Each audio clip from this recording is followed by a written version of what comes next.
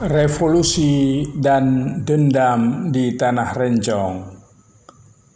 Dalam beberapa sumber sejarah diungkapkan latar belakang bahwa ayah dari Tengku Muhammad Daud Bereh bernama Keci Ahmad berasal dari Nanggro Kemangan.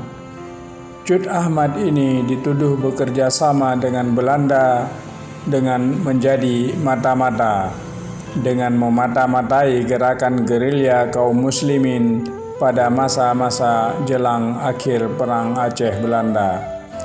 Karena tindakannya tersebut, Cut Ahmad dibunuh oleh gerilyawan atas perintah Tengku Dilokme, saudara dekat dari Tengku Umar Kemangan, Ule Balang negeri Kemangan masa itu. Pada masa revolusi, yang menjadi Ule Balang Kemangan adalah putra dari Tengku Umar yang bernama Tengku Muhammad. Tetapi Tengku Umar sangat aktif menentang kaum Busa. Menurut sumber lain mengatakan, ayah Daud Bereh adalah seorang imam melasah di Kemangan. Ia berselisih paham dengan Tengku Umar mengenai pengaturan desa. Dengan alasan ini, Daud Bereh dilarang mendirikan madrasah di kampungnya.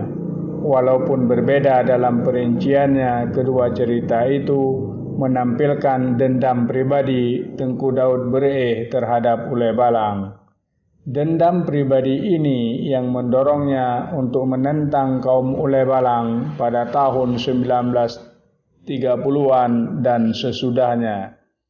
Rasa dendam yang sama juga dimiliki oleh para pemuda yang bergabung dengan Pesindo seperti Hasan Ali dan Petua Hussein, di mana pada tahun 1941 mereka diajukan ke pengadilan Mesapat oleh Ule Balang di Sigli dengan tuduhan berkomplot menentang Belanda.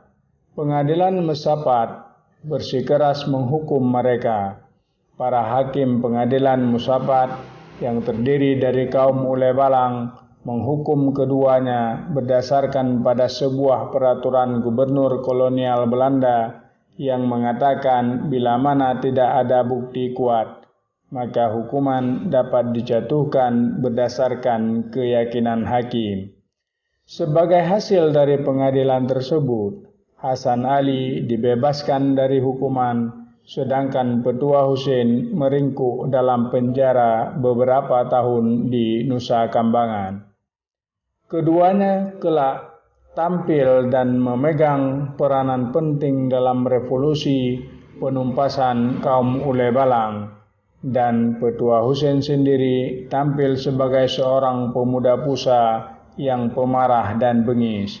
Untuk menarik perhatian rakyat, kaum Pusa terus-menerus menuduh kaum Ule Balang sebagai pengkhianat bangsa.